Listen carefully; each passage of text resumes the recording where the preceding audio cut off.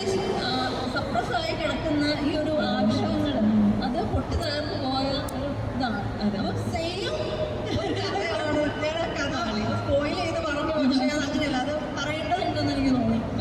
അത് ആ ഒരു അത്രയും ഫീലിങ്ങിൽ ആ സെയിം കാളി എന്ന് പറയുന്ന ഒരു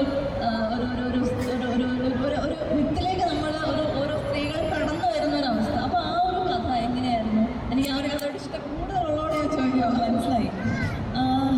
നമ്മൾക്കാണെങ്കിലും കുറേ മിത്തുകളും ഇത്തരത്തിലുള്ള സ്റ്റോറികളും കെട്ടുപടഞ്ഞിട്ടുള്ള ഒരു ലൈഫിൽ കൂടെ ആയിരിക്കും കടന്നു വന്നത്. നമ്മുടെ ചെറുപ്പത്തിലൊക്കെ ആണെങ്കിലും നമ്മൾ ഇങ്ങനെയുള്ള കുറേ പ്രത്യേകിച്ച് നമ്മൾ ഇന്ത്യയിൽ ജീവിക്കുമ്പോൾ ഇത്തരത്തിലുള്ള മിത്തുകളും റിലീജിയനും സ്പിരിച്വാലിറ്റിയുമായിട്ടൊക്കെ കണക്ട് ചെയ്തിട്ടുള്ള കുറേ കഥകൾ കേട്ടിട്ടുണ്ടാവും.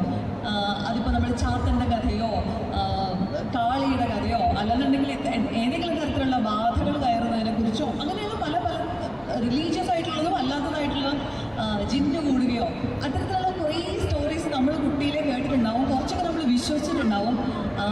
അപ്പോൾ അത്തരത്തിലുള്ള എലമെൻറ്റ്സ് എല്ലാ കാലത്തും എനിക്ക് തോന്നുന്നു എൻ്റെയും ഒരു ലൈഫിൻ്റെ പാർട്ടായിട്ട് അല്ലെങ്കിൽ മനസ്സിലെപ്പോഴും ഉണ്ടായിരുന്ന കാര്യങ്ങളാണ്. ഇതുമായിട്ട് സിമിലർ ആയിട്ടുള്ള ഒരു ഇൻസിഡൻറ്റ് ഞാനിങ്ങനെ പറഞ്ഞു കേട്ടിട്ടുണ്ട്, വീട്ടിൽ പറഞ്ഞു കേട്ടിട്ടുണ്ട്.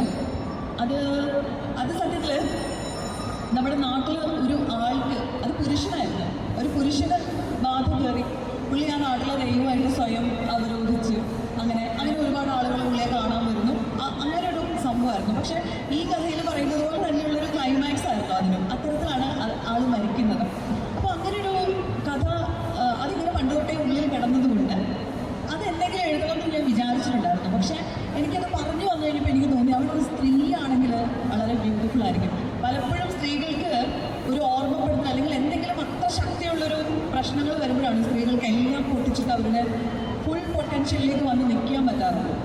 അപ്പം അത്തരം ചില സ്ട്രഗിളിൽ കൂടെ കടന്നു പോകുമ്പോൾ പിന്നെ ഈ പറഞ്ഞതുപോലെ ഈ സോഷ്യൽ കണ്ടീഷനിങ് ഉള്ളതുകൊണ്ട് നമുക്ക് നമ്മളായിട്ട് നിൽക്കണമെങ്കിൽ ഒരു ബാധയുടെയെങ്കിലും സഹായം വേണം. കാരണം നമ്മൾ ഔട്ട് ഓഫ് ദ ബോക്സ് എന്ത് ചെയ്താലും പറയും അവർക്ക് എന്തോ കുഴപ്പമുള്ളതുകൊണ്ട് ചെയ്തതാണെന്ന് പറയും. അപ്പോൾ ആ കുഴപ്പമുണ്ടെന്നുള്ളത്